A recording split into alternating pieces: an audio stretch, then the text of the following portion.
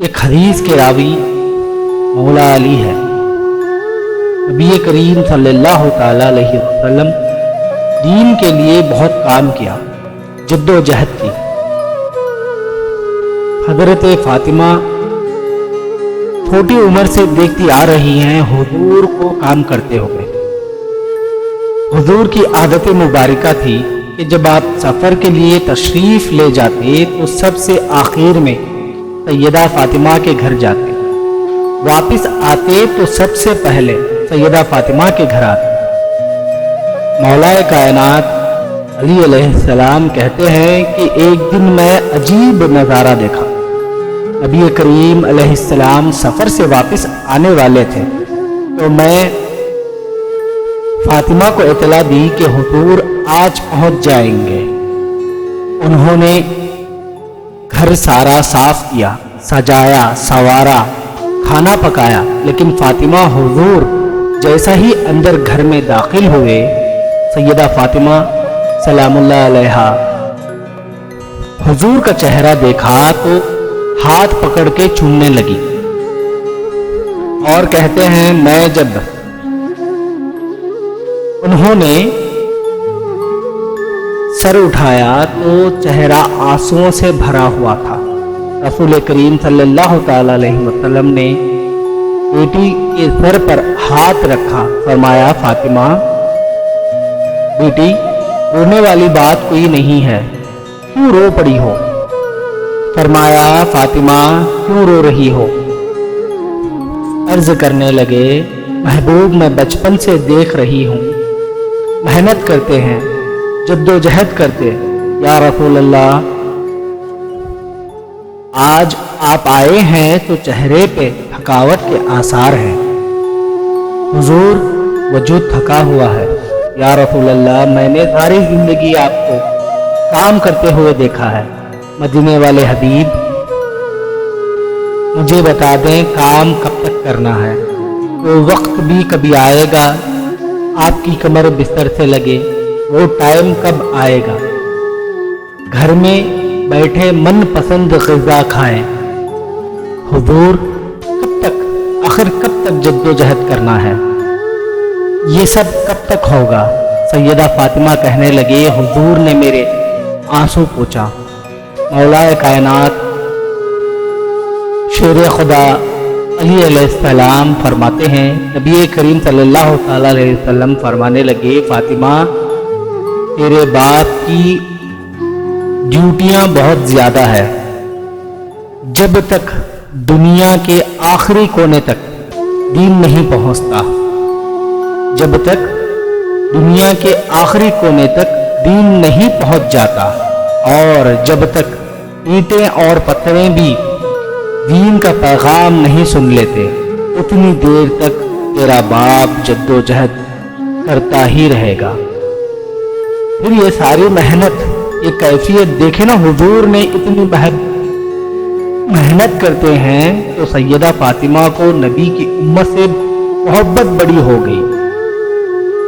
امام حسن مجتبی کہتے ہیں میری ماں گھر کے سارے کام کرتی، میں یہ بات بہت بار کر چکا ہوں، پھر بھی کروں گا۔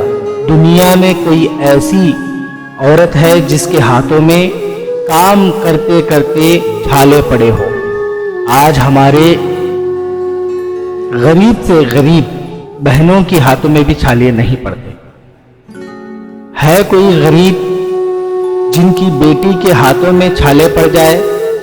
ہے کوئی ایسا باپ جو کہے کہ میری بیٹی اتنا کام کرتی ہے، کام کرتے کرتے اس کے ہاتھوں میں چھالے پڑ جاتے ہیں؟ ہے کوئی؟ آج میں آپ سے ہی پوچھتا ہوں، ہے کوئی ایک؟ ارے نوجوانوں شکر کرو، مولا تمہیں اچھے سے اچھا رکھا ہے، لیکن میں آپ کو دکھاتا ہوں کہ میرے رسول کی شہزادی کو ہاتھوں میں چھالے پڑ گئے۔ اچھا مکان سیدہ فاطمہ سلام اللہ علیہا کا، جناب فضہ آپ کی لونڈی تھی اور آپ ان سے مٹی منگواتی اور گھر میں لیپا پوتی کرتی، پھر جھاڑو دیتی۔ امام حسن امام حسین کے درمیان میں سالوں کا فرق نہیں تھا، 11 مہینوں کا فرق تھا۔ دونوں بچوں کو سنبھالتی۔ مولا کائنات کی ماں بوڑھی تھی، سیدہ فاطمہ کھل کے ان کی خدمت کرتے۔ حضرت فاطمہ بنت اسد بول پڑتی، بیٹے فاطمہ میرا اتنا بھی خیال نہ کر، تیرے اپنے گھر میں بچے ہیں۔ سیدہ فاطمہ کہتے فاطمہ بنت اسد سے، آپ صرف علی کی ماں تو نہیں، آپ میری بھی تو ماں ہیں۔ اور یہاں دیکھو بیویاں فلسفہ بیان کرتی ہیں، گھر میں طوفان کھڑے کر دیتی ہیں۔ وہ کہتی ہیں کس حدیث میں آیا ہے ساس سسر کی خدمت کرے؟ میں نے کہا کسی میں نہیں آیا، کوئی ایسی حدیث نہیں ہے کہ تم عورتوں کو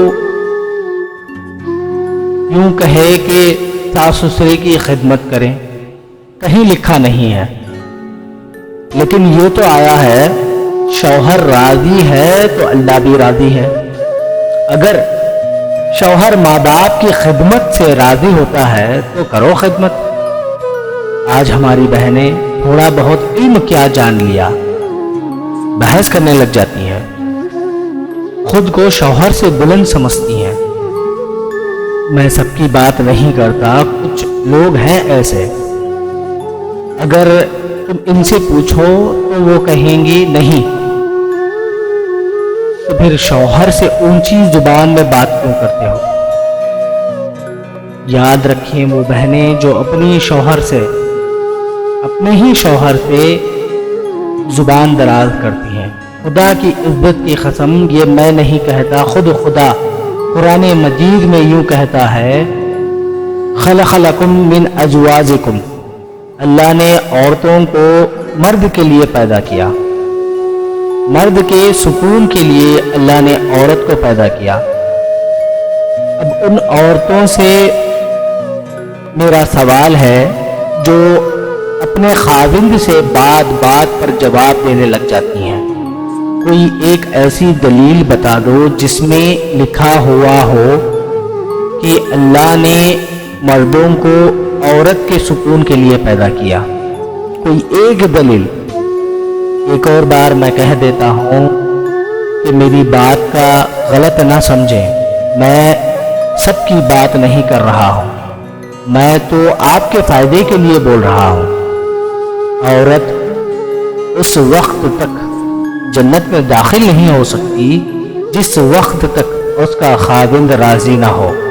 معلوم پڑا عورتوں کے لیے جنت کی وجہ خاوند ہے، یہ راضی ہے تو جنت ہے، اگر یہ ناراض ہے تو جہنم ہے۔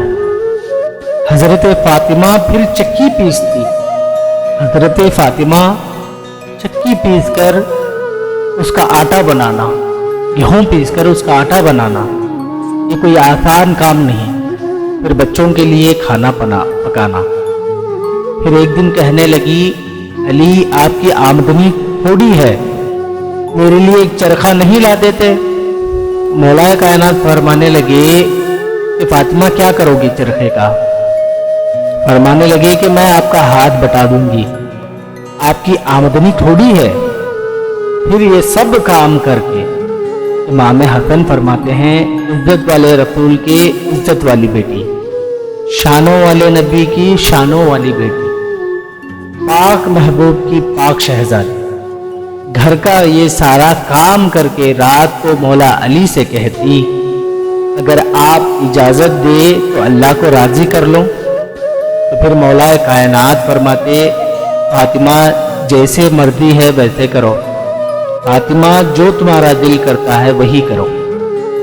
امام حسن فرماتے ہیں، پھر میری ماں مصلی بچھا لیتی اور پھر ساری رات نماز پڑھتی، جب سویرا ہوتا تو ہاتھ اٹھاتی اور پہلی دعا یہی کرتی، میرے اللہ رسول کی امت پر رحم فرما، اے اللہ میرے رسول کی امت پہ رحم فرما۔ پھر فرماتے، یہ دعا سن کر زمانے بیت گئے۔ ایک دن میں قریب گیا تو میں نے کہا، امی میرے لیے بھی دعا کریں۔ کوئی دعا حسین کے لیے بھی کر دیں، کوئی دعا زینب کے لیے بھی کر دیں، ساری دعائیں امت مصطفیٰ امت مصطفیٰ امت مصطفیٰ۔ کتنی بڑی بات ہے، اتنا بڑا جملہ ہے۔ سیدہ فاطمہ کہنے لگی تیرے لیے بھی کرتی ہوں، حسین کے لیے بھی کرتی ہوں، زینب کے لیے بھی کرتی ہوں، سب کے لیے کرتی ہوں، مگر بیٹا یاد رکھنا فاطمہ کی دعاؤں پر پہلا حق میرے رسول کی امت کا ہے۔ فرماتی ہیں فاطمہ کے دعاؤں پر پہلا حق میرے رسول کی امت کا ہے۔